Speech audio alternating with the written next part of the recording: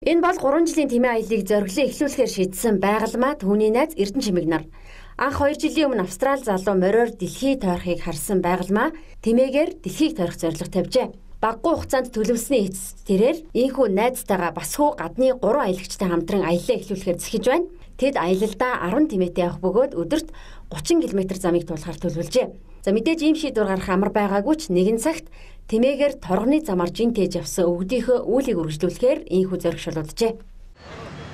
Онц гойд содон сонсогдоод байгаа болохоос шинэ үед урд нь бол манай өвд ээц чинь тийм ээ жинтэйх торгоны зам цайны замын аялуудыг одоо хэдэн зуун жилийн өмнөөс хийдэг байсан шүү дээ. Тэгэхээр айл өвд ээцэнд хийгээд зам түүхийг бичсэн ямаар одоо яагаад бид нар явж болохгүй гэж тийм ээ гэдэг үүднээс энэ аяллыг эхлүүлж байгаа. Дээрээс нь энэ аяллыг мөрөөдөд бас 6-7 жил болж ин л та.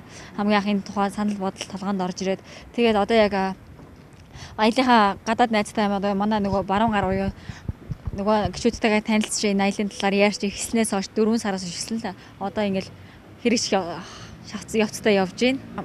Монголын тэмээ холбоо гэж байдаг аахгүй Монголын тэмээ соёл холбоо гэж байгаа. Энэ тэмээ холбооноос манай аяллыг дэмжиж сонсоод 3 сайхан тэмээ билгэлсэн. Үлдгэд 7 тэмээг сайхан энэ тэмээс судалж аваа гэж шилж авсан. Харин тэдний багт явах 3 аялагчид маш алдартай. За тэдний нэг болох Карл Башби 18 жилийн өмнөөс ганцаарчлсан явгаа аяллаа эхлүүлжээ. Карл Башби энэ 3 жилийн турш байгалмаа нарыг эхлүүлсэн тэмээ аялалд хамтдаа явагч огт тэмээ унахгүй гэдгийг онцолж байна. Ямар ч нөхцөл байдлаарсан тийм болон тээврийг хэрэглэхгүй яагаад гэвэл өөрийнх нь аялал 2 том үндсэн одоо дөрвөн буюу өөрийнх нь дэвшүүлсэн 2 одоо зарчим байгаа. Өөрчлөлтөөс нь аялал бол явган аял үргэлжлэл учир нь би өөрөө клиник хэмжээний алхагч аялагч учраас ямар ч нөхцөл байдлаарсан тээврийг хэрэглэхгүй сав тийм аркас эхлээд аялал эхлүүлэхдээ нэг ч ямар ч хонь ямаа илжиг тэрэг мал унаагүй. Энийг яг энэ чигээр нь дуусгана.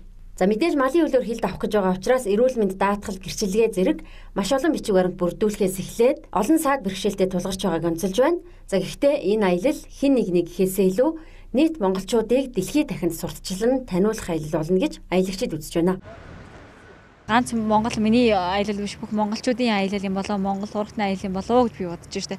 Хоёр бүхтөө тэмээгээрээ бас дээрэс нь Монгол төсөөчүүд Монголоо тэгээд түүхээ тэгээд тиймээ соёл уламжлалаа тэгээд олон улсад гарна гэдэг бол баг зөвхөн одоо аялалтын төвшөнд ч гэсэн айгүй том сурталчилгаа маркетинг болж байгаа байхгүй юу? Тийм.